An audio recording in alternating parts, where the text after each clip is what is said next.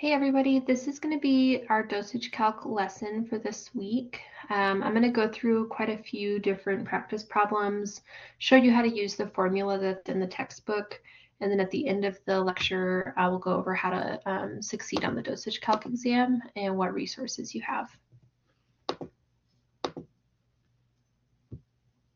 So to go through this, you'll need some scratch paper, and then on the exam, and even right now, you guys can use simple calculators. You cannot use the calculator on your phone, but you can get like a really cheap calculator from Walmart or things like that and be able to use that on the exam. Then you'll need either a pencil or a pen. So there's a few conversions that you do really just need to know for this exam and just for dosage calc in general. So the first one is really how to calculate pounds to kilograms. So we really need to know at the top of our heads that in every single kilogram there are 2.2 pounds.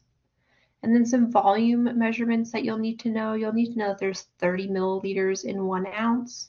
1 gram is equal to 1,000 milligrams, 1 milligram is equal to 1,000 micrograms, and then 1,000 milliliters are in 1 liter. So definitely get those conversions down. You'll have to start the exams with a blank piece of paper, but you can always write these down as soon as the exam starts.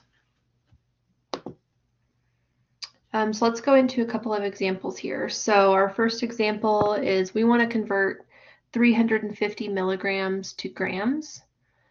And so one way that I like to do this is to look at what's the smaller number, what's the larger number. So milligrams are smaller than grams. So we're going towards a larger number here. And so to move this decimal, I'm going to move it 3 places to the left. So I have a decimal here to make it 350, but I want to make it into grams. And so the easiest way for me to do that, and you guys can also do the thing where you like take 1 over 1,000 and cancel out and stuff like that. That's just a little complicated for me, so I just like to move the decimal. So if we're going towards a larger number, we're going to move this decimal 3 places to the left. So 1, 2, 3. And we get our answer of 0.350 grams.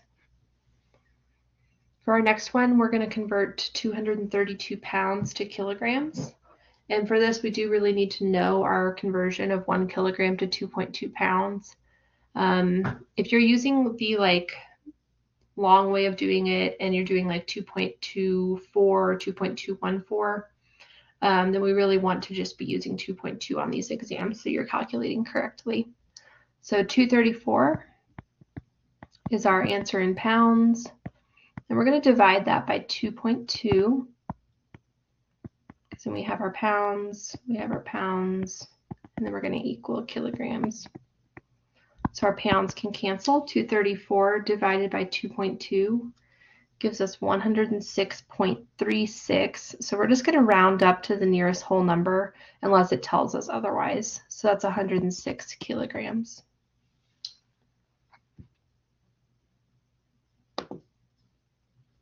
And I used a calculator just to do that real fast. So this is what that'll look like, 106.36 kilograms. And then if it says round to the nearest tens place, then 106 kilograms, or nearest whole number.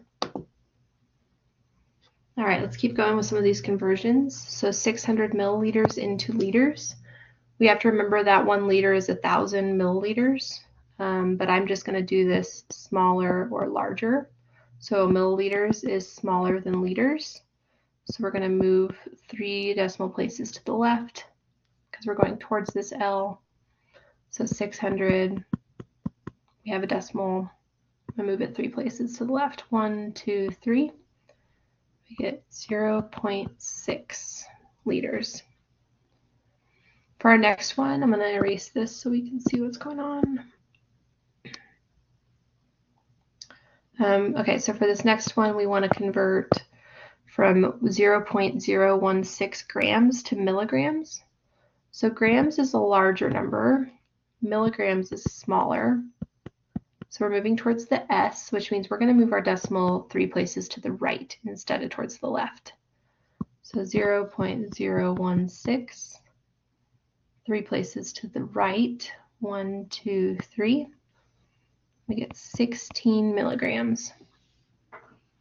And you can always do this on your calculator as well. You can take the 0.16 and multiply it by 1,000 to get 16 as well. However is going to be easiest for you to convert, just as long as you're doing it consistently and correctly to get that correct final number. All right, our next one. Sorry if you hear my cats in the background, they're a little noisy today. But we're going to go from 4 kilograms to gram. So kilogram is a larger number than gram.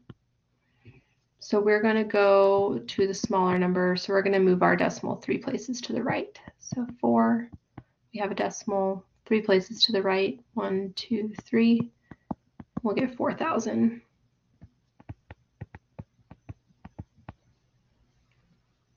Three micrograms to milligrams, that's a smaller number to a larger number, so we're going to move our decimal 3 places to the left. So we have our decimal, 1, 2, 3, put some zeros in there, 0.003. And then milligrams to grams, milligrams are smaller than grams, so we're moving towards a larger number, so we're going to move 3 places to the left, 0.3. 1, 2, 3. Get a very small number.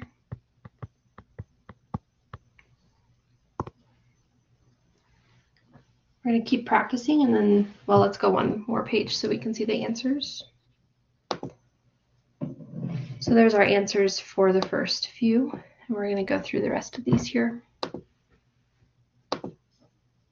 So for this next practice, we're going to go from kilograms to grams. Kilograms are larger, grams are smaller, so we're going to move our decimal 3 places to the right. Turn the pin on. 1, 2, 3. Get an answer of 10. 1.9 liter to milliliters. Liters are larger than milliliters. So we're going to move 3 places to the right because we're going smaller. So 1.9, 1, 2, 3, we get 1900, which just makes sense in your head because we know that there's 1,000 milliliters in a liter. So if we have 1.9 liters, we have to have 1900 milliliters. But you guys will get really good at this over time as well if you're not already. Our next one's 0.5 grams to kilograms. Grams are smaller than kilograms, and it does go grams to kilograms. If we were jumping multiple, then we'd be moving the decimal more. Okay, so 0.5, 0.5, and we want to go to a larger number, so we're going to move 3 places to the left. 1, 2, 3.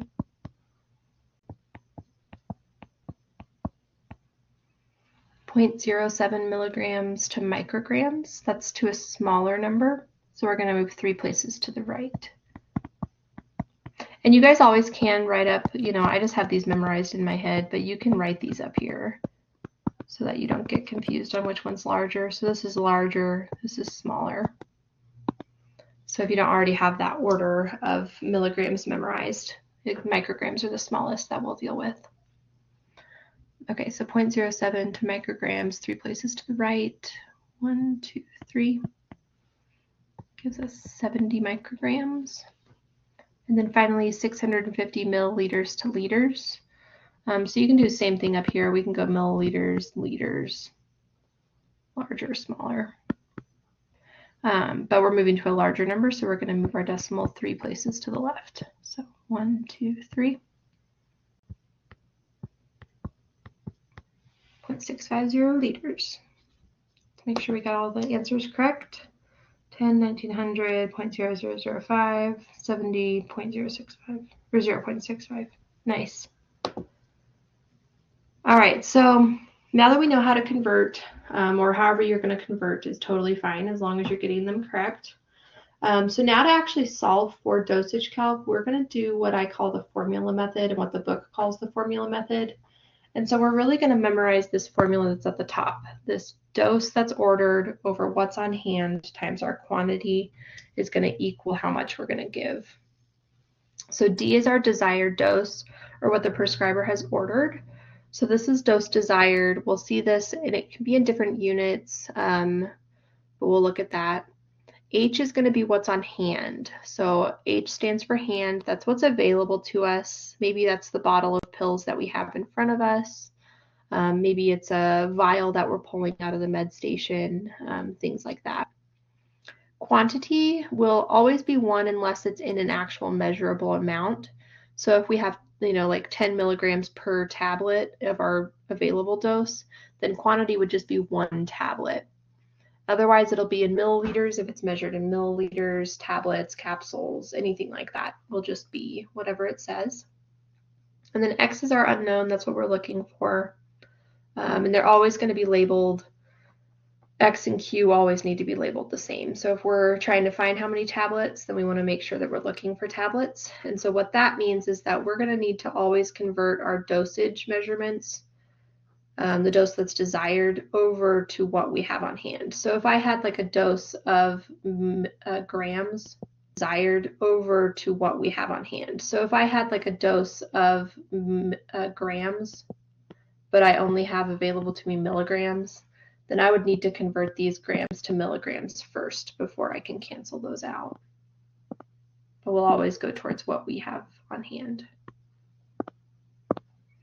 All right, so this is really just, some notes that I pulled directly from the book. So we're always going to get in the habit of putting a numerical where that Q is, even if it's just 1, because we don't ever want to forget to multiply that out if it's not 1. And then we'll look at the dosage on the label for a couple of these to figure out how much quantity we have available to us. And then really just paying attention to labeling to ensure accuracy here. So our formula is our dose that's ordered, or a desired dose. You could always write desired. Over what we have on hand times our quantity equals X. Okay, so let's go through some of these. So a client is to receive 0.2 milligrams of a medication. The tablets available are 0.4. So whenever I'm going to start a question or a page, a new page, even if you have a blank piece of paper on your exam, just like write your formula at the top of the page so you don't forget. In real life, you're going to have, a lot of resources around you. You'll have pharmacy be able to double check. You'll have an electronic MAR that will help you double check. But the importance of this is that sometimes we don't have power at the hospital. Sometimes we are doing paper charting, we're doing manual calculations for these meds, and we need to be able to double check them really quickly in our head, especially during emergency situations where maybe we're not using those backup things like the electronic MAR in really serious emergencies. So being able to do this in your head gets a lot easier over time, but it does take some time to get used to doing it in your head.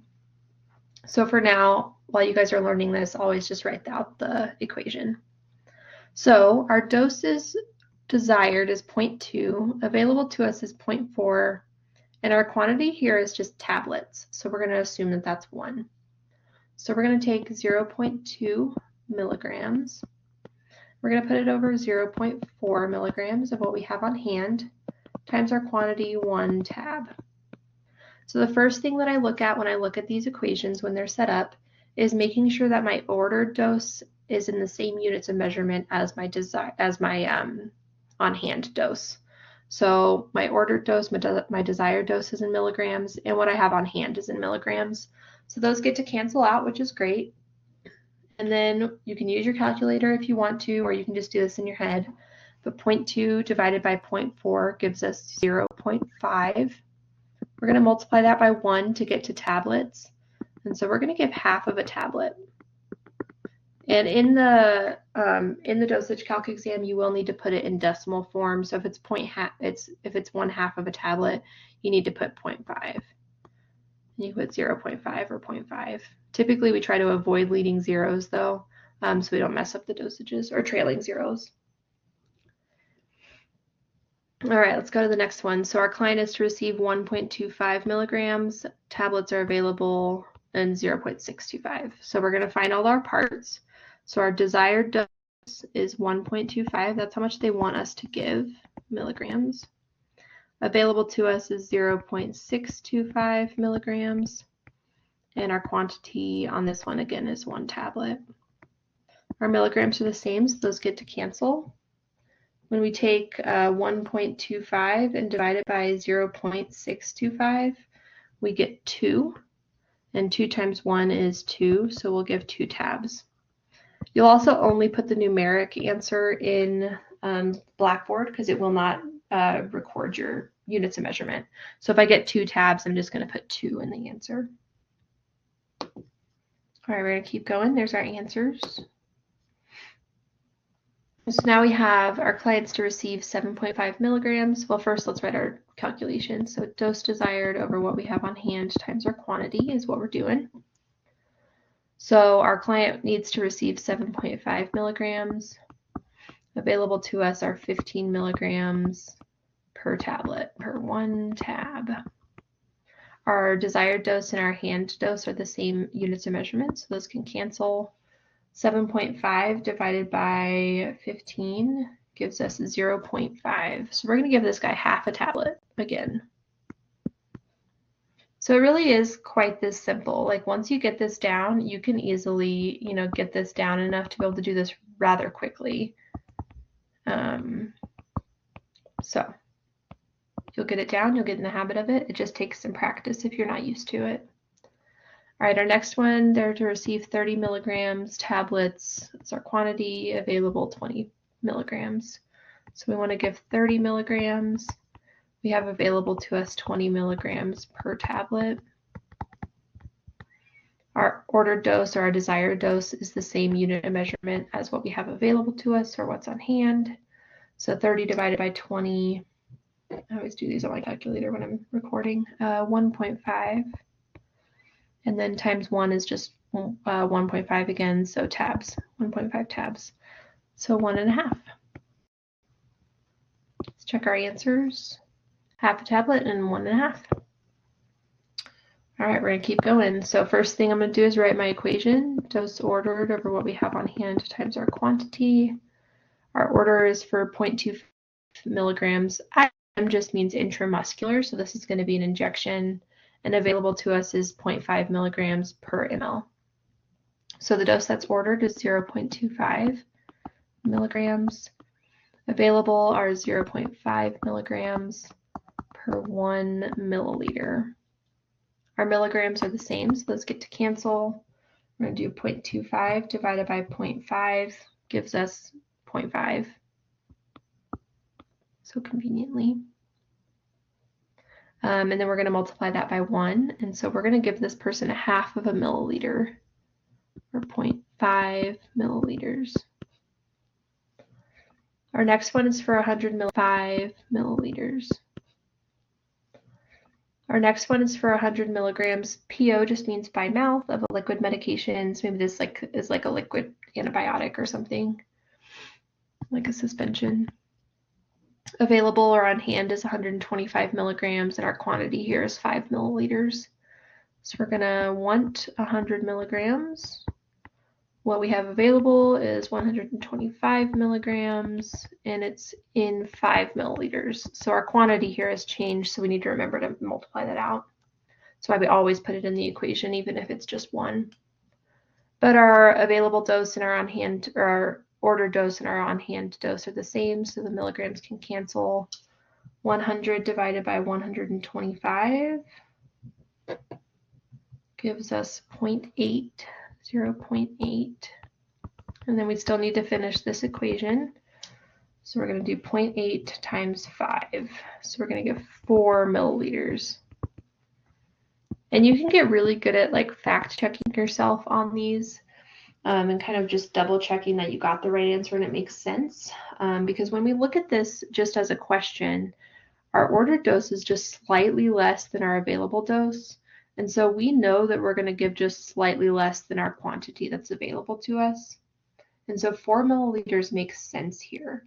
If I got 40 milliliters, it would not make sense, right? So just kind of fact check as you go along just to make sure you're converting correctly, that you're finishing all the rest of the steps that are available to you. Also, if I'd stopped at 0.8, 0.8 is a lot less than 5, and so it wouldn't make sense for how close these numbers are here. All right, let's keep going. There's our answers. So this next one, let's put our calculation at the top. So dose that's desired over what's on hand times our quantity. We have an order for 20 milliequivalents IV. So this is probably like some potassium or something, some electrolyte. Milliequivalents is just a weight measurement. So 20 milliequivalents over 40 milliequivalents. And then our quantity here is 10 milliliters. Our milliequivalents are the same, so those get to cancel. 20 divided by 40 is 0.5. So 0.5 times 10. 0.5 times 10 is going to give us 5. So let's fact check this real fast. So we have 5 milliliters as our answer, or 5 if we're just in Blackboard. But 20 is half of 40, so half of 10 is 5, so it makes sense. Our next one, our orders for 3,000 units. You'll never just put U next to units. It's not an approved thing. You have to write it out. And then 10,000 units. And then our quantity here is just per mil, so it's going to be 1 milliliter. Our units are the same, so those get to cancel. 3,000 divided by 10,000 gives us 0.3, 0.3. That times 1 just is the same, so 0.3 milliliters, or 0.3 in Blackboard.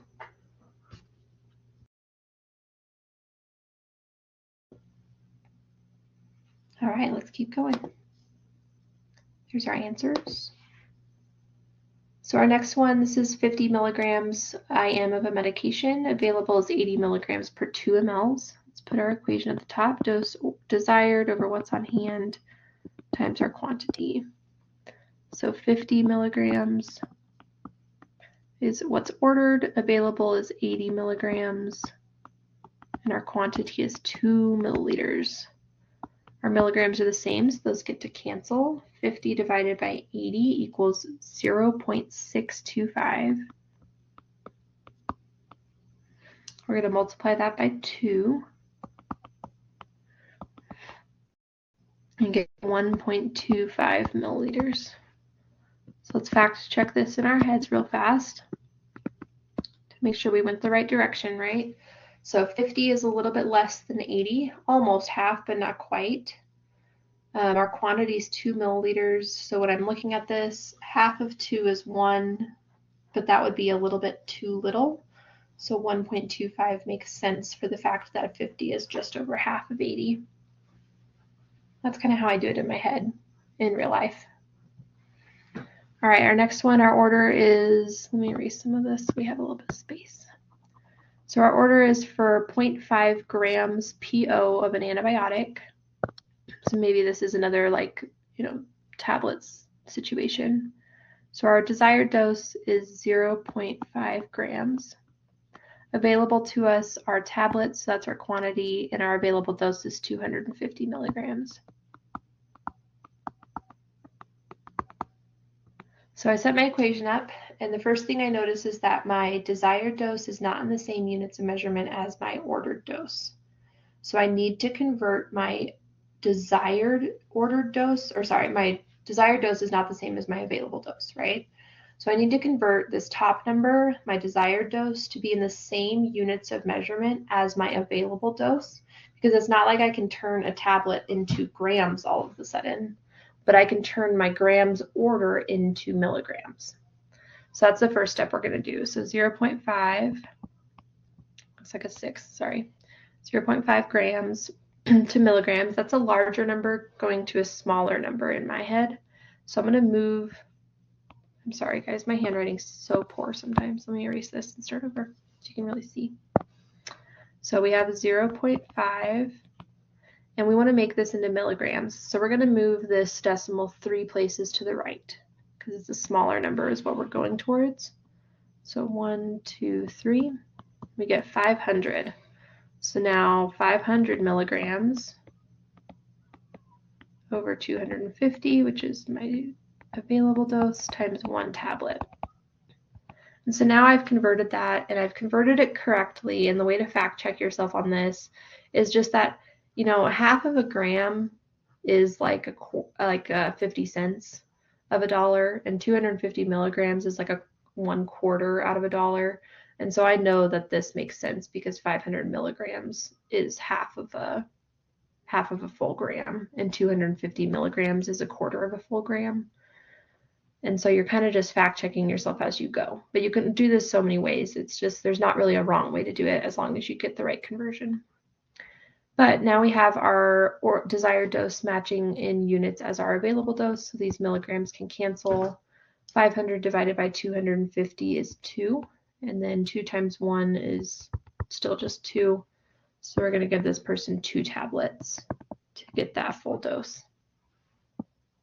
So 2 is our answer. All right, here's our next one. All right, here's our next one. This one's 20 milligrams IM of a medication. Available is 25 milligrams per 1.5 mils. So 20 milligrams, so let's put our equation up. Dose that's ordered over what we have on hand times our quantity.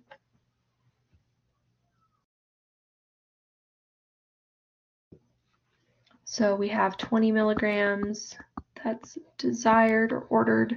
Available is 25 milligrams times 1.5 mLs. Our units of measurement for our desired and available dose match, so those get to cancel. 20 divided by 25 gives us 0.8, so 0.8. We need to finish this equation because we're not quite done. 0.8 times 1.5 gives us 1.2.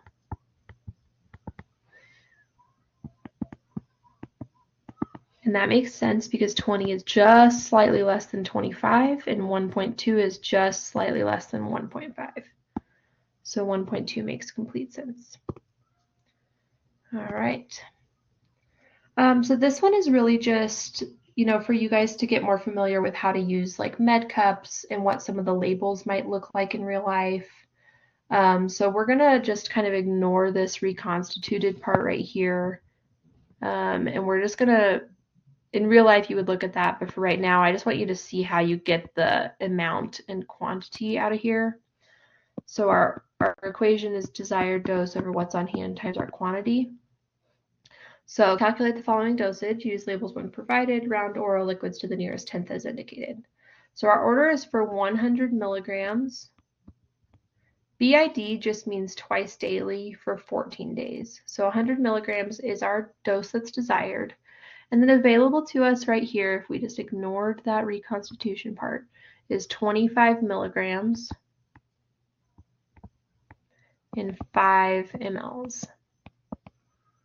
So we're going to look at this and we're going to say, okay, 100 milligrams is the same units of measurement as 25 milligrams. Those get to cancel. So 100 divided by 25 gives us 4.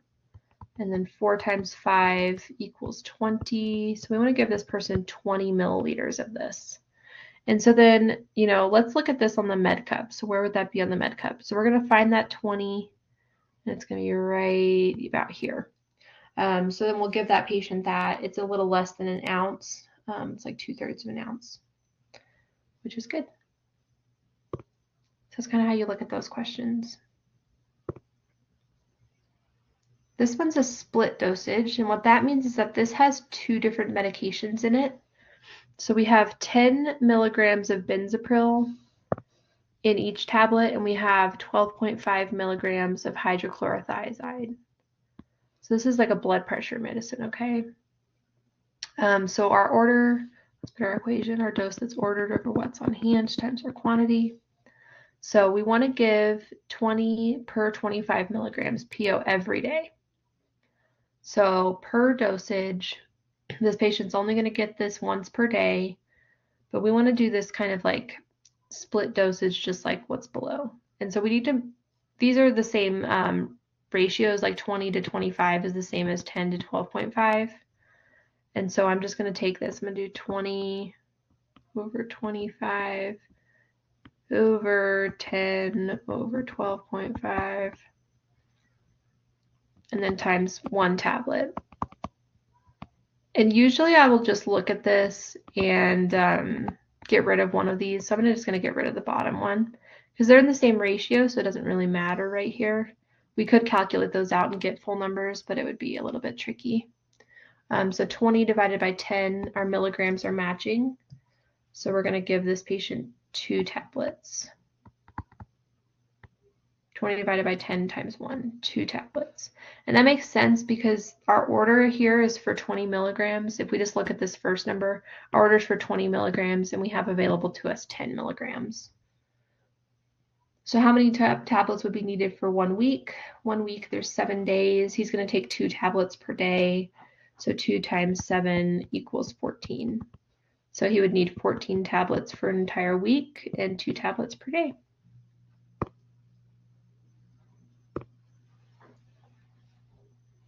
This one is just if you have the ability to choose medications, which dosage strength would you like advocate for this patient to be able to get?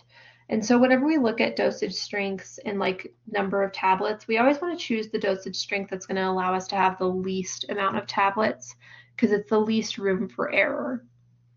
And so if we have an order for 8 milligrams, well, 4 milligrams goes into 8 really well, as does 2. But we'll be able to use less tablets if we use these 4 milligram tablets. So that's kind of what we're going to choose here. So which dosage strength of Cardura would you use? We would use the 4 milligram tablets just because it's less tabs. And then how many tablets will you administer? So our equation is our desired dose over what's on hand times our quantity. So desired is 8 milligrams. We have available to us 4 milligrams per tablet. Same, so they cancel, so we're going to give 2 tablets per dose here.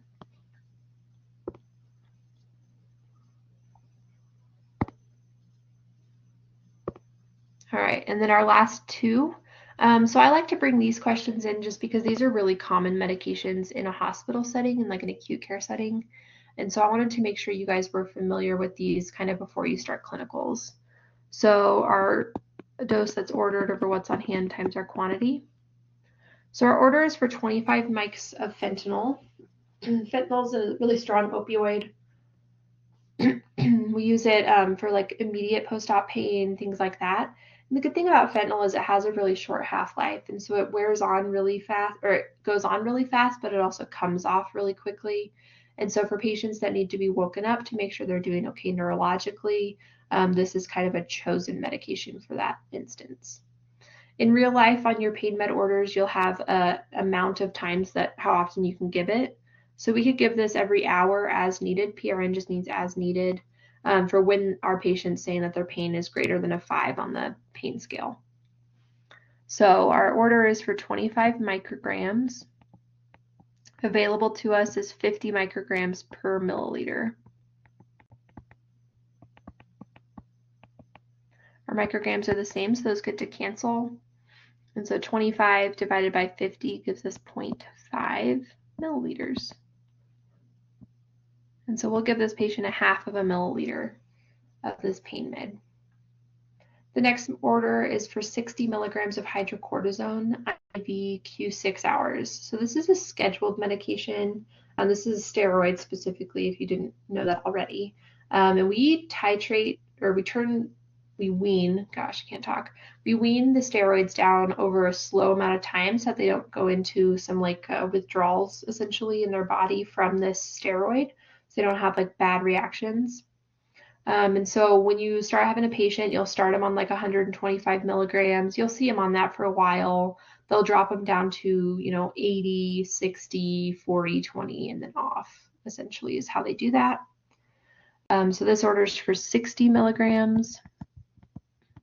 And available to us is 125 milligrams over 2 mLs. So 2 mLs is our quantity.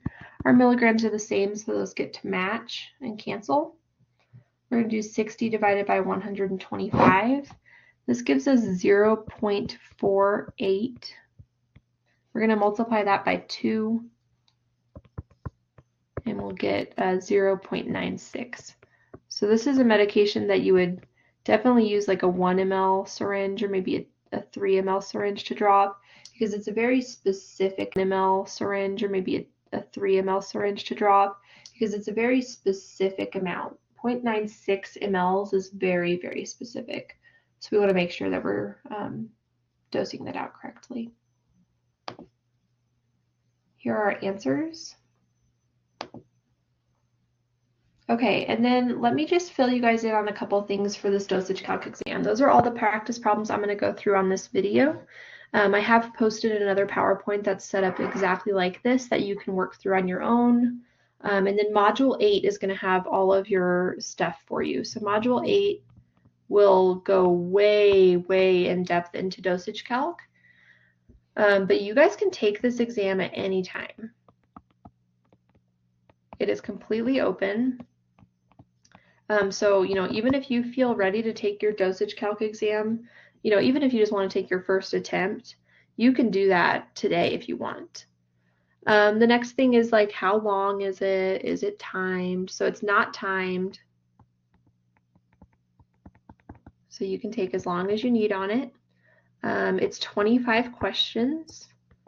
And it's going to be similar. It's like similar level of difficulty as the ones I had in this PowerPoint. So you don't need to know like drip rate or anything like that for this exam. You guys will learn a little bit about that in PNP2 and then as you continue through your adult nursing classes. So it's 25 questions. It's not timed. Let's see. You can use a blank piece of paper. A simple calculator. What I mean by that is you cannot use your phone.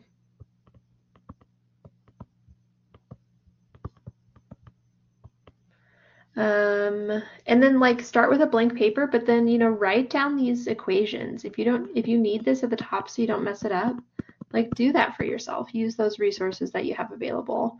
And then also, just remember that you can always write out these like micrograms to milligrams to grams to kilograms, just to keep you on track for how you are converting as well.